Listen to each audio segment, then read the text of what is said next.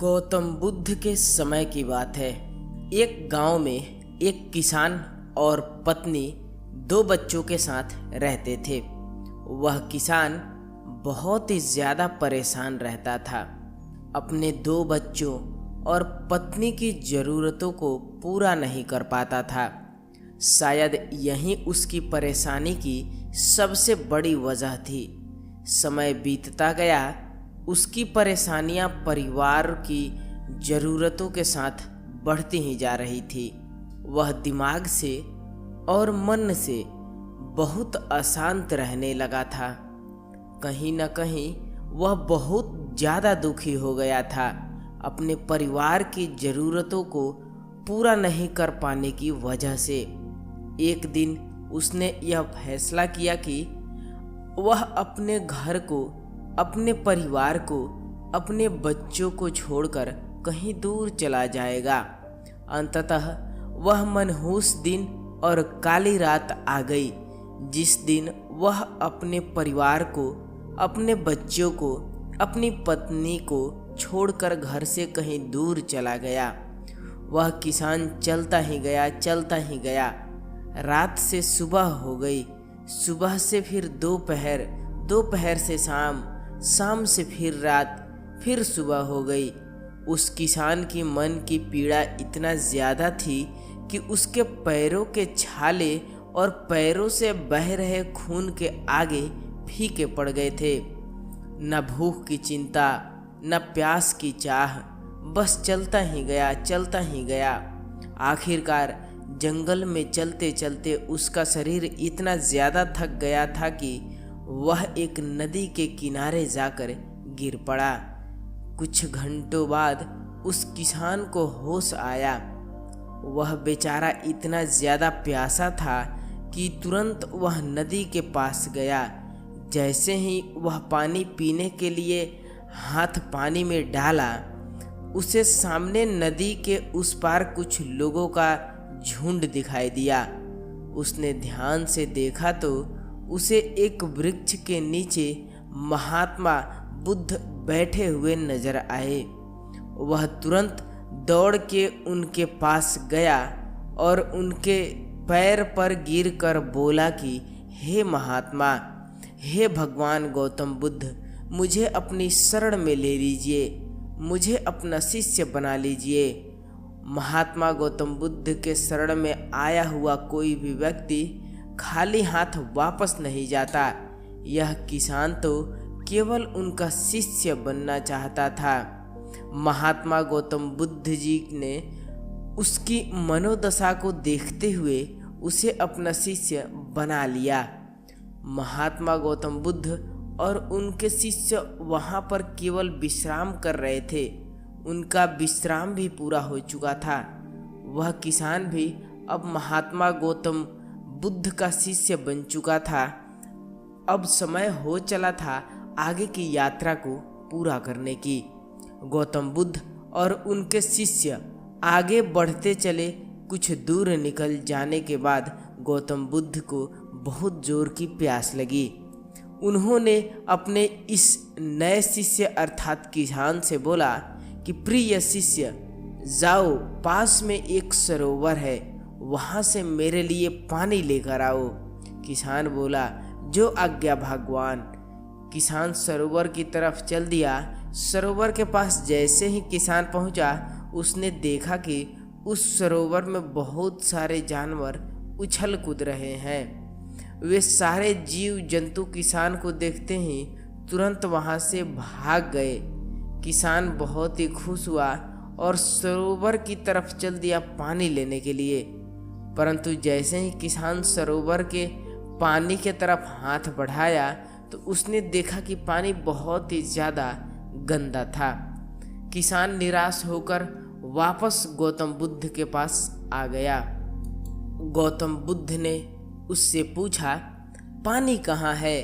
किसान ने दुखी भरे शब्दों के साथ कहा, हे भगवान, मैं जैसे ही उस सरोवर के पास पहुंचा तो मैंने देखा कि उस सरोवर में काफ़ी सारे जीव जंतु उछल कूद कर रहे थे और उनके उछल कूद करने की वजह से उस सरोवर के जमीन के तल में बैठी हुई सारी गंदगी, सड़े हुए पत्ते उस पानी में घुल मिलकर एक कीचड़ के रूप में ले लिए थे।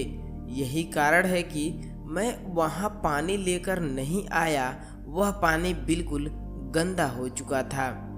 महात्मा बुद्ध उस किसान की बातों को समझ गए और मुस्कुराते हुए कहा, उन्होंने कहा है कि मैंने तुमसे सरोवर का पानी मांगा था। मैंने यह नहीं कहा था कि पानी अगर गंदा हो तो पानी लेकर मत आना। उन्होंने अपने दूसरे शिष्य से अनुग्रह किया कि जाओ और सरोवर से पानी लेकर आओ। उनका दूसरा शिष्य निकल पड़ा पानी लाने के लिए। कुछ देर पश्चात वह पानी लेकर वापस आ गया। आश्चर्य की बात तो यह थी कि दूसरे शिष्य द्वारा लाया हुआ पानी बिल्कुल साफ था, और उससे भी बड़ी असमंजस की बात यह थी कि सारे के सारे शिष्य बड़े ही आश्चर्यचकित हो गए कि यह करिश्मा कैसे हो सकता है, क्योंकि पहले शिष्य ने तो यह बताया था कि पानी कीचड़ हो गया था। गौतम बुद्ध ने सारे शिष्यों को यह बताया कि जब सारे जीव जंतु उस पानी में उछल कूद कर रहे थे, तब उस दौरान उस सरोवर के पानी के तल में बैठी हुई सारी गंदगी, सड़े गले हुए पत्ते सब घुल मिलकर कीचड़ रूप पानी का ले लिए थे। परंतु जितने समय में प्रथम शिष्य किसान वापस आया और दूसरा शिष्य वापस गया, तो उसमें उस जीव जंतु के भाग जाने के बाद उस सरोवर का पानी धीरे धीरे शांत हो गया था। और जैसे जैसे सरोवर का पानी शांत हो गया, उस सरोवर के कीचड़ रूपी पानी में खिली हुई सारी सड़ी गली पत्तियां और मिट्टी धीरे धीरे शांत होकर उस सरोवर के तल में जाकर बैठ गए, जिससे उस सरोवर का पानी शांत होकर साफ हो गया तथा सारे गले हुए सड़े हुए पत्ती भी शांत होकर आराम से उस सरोवर के तल में जाकर बैठ गए थे। प्रिय शिष्यों, अगर उस सरोवर के किसी भी तरीके का कोई भी हलचल नहीं होता, तो उस सरोवर की हर एक चीज जिसको जहाँ पर होनी चाहिए थी वहीं पर ही रहती। उस जीव जंतु के हलचल की वजह से सरोवर के तल में बैठी हुई सड़ी गली पत्तियां, मिट्टी उस शांत पानी में निकलकर एक कीचड़ का रूप ले लिए थे। ठीक इसी प्रकार हर एक व्यक्ति के जीवन में तरह तरह की समस्याएं, परेशानियां और कठिनाइयां आती है, जिसके वजह से हमारे मन में हलचल सी मची रहती है। हमारा दिमाग और मन अशांत हो जाता है। तत्पश्चात हम कोई गलत निर्णय अर्थात फैसला ले लेते हैं। परंतु अगर हम थोड़ा समय देकर उन कठिनाइयों, परेशानियों और समस्याओं के बारे में समझने की कोशिश करें, तो मन की हलचल उस सरोवर की पानी की तरह शांत हो जाएगी, जिससे हम अपने जीवन में सही निर्णय का चुनाव करते हुए उसका समाधान निकाल लेंगे। किसान को महात्मा गौतम बुद्ध की सारी बातें बिल्कुल साफ साफ समझ आ गई। उसे यह भी समझ में आया कि उसके परिवार में आई हुई सारी परेशानियां, दिक्कतें और जिम्मेदारियां भी इसी सरोवर के सड़ी गली हुई पत्तियों और मिट्टी रूपी कीचड़ की तरह है। बस ज़रूरत है थोड़ा समय निकालकर मन को शांत करते हुए उन परेशानियों के बारे में समझने और उसका समाधान निकालने में। दोस्तों, समय के साथ साथ हर एक इंसान की ज़रूरतें बढ़ ही जाती है। हो सकता है किसी की ज़रूरत कम हो सकता है किसी की ज़रूरत ज़्यादा हो, लेकिन हमें उन ज़रूरतों को पूरा करने के लिए मेहनत तो करना ही पड़ता है।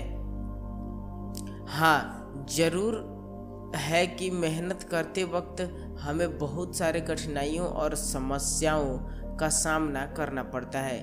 इसी वजह से मन बार बार हमारा अशांत हो जाता है, निराश हो जाता है। दिल दिमाग में एक अजीब सी हलचल होने लगती है, जिसकी वजह से हम गलत फैसला ले लेते हैं। परंतु दोस्तों, हमें घबराने की बात नहीं है। हमें अपने दिमाग को शांत करने की ज़रूरत है। थोड़ा समय देकर इसके बारे में सोचने की ज़रूरत है। इसका समाधान कुछ न कुछ निकल ही आएगा। तो फ्रेंड्स, हमारी कहानी यहीं पर समाप्त होती है। आई होप आपको कहानी अच्छी लगी होगी। आपने इस कहानी से ज़रूर कुछ सीखा होगा। अगर आपको वीडियो पसंद आई है तो वीडियो को लाइक करके इस चैनल को सब्सक्राइब कीजिएगा, ताकि आगे आपको ऐसे ही इन्फॉर्मेटिव वीडियो मिलते रहेंगे।